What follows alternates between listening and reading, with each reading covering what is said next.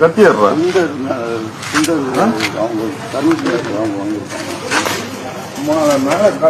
மேலே ஓனர் இருக்காருன்னா இவனை வண்டியில் ஏற்று காரில் ஏற்றுறான் காரில் ஏற்றுக்கணும் மாலை என் ஊரில் வந்து. ஹாய் ஃப்ரெண்ட்ஸ், எல்லோருக்கும் வணக்கம். நான் உங்கள் ஜேஜே. எடுக்கிறது பிச்சை எவ்வளோ கம்பீரத்தை பார்த்தீங்களா? இது நேற்று நைட்டு செங்கல்பட்டு மாவட்டத்தில் நடந்தது. அந்த பெரிய வீரன் மாணி பேசுகிறார்ல, அவர் யார் தெரியுமா? அவர் ஒரு டிவிகே கட்சியை சேர்ந்தவர். செங்கல்பட்டு வடமேற்கு மாவட்ட தொண்டரணி அமைப்பாளர் தான் அவர். செங்கல்பட்டை சேர்ந்தவர்.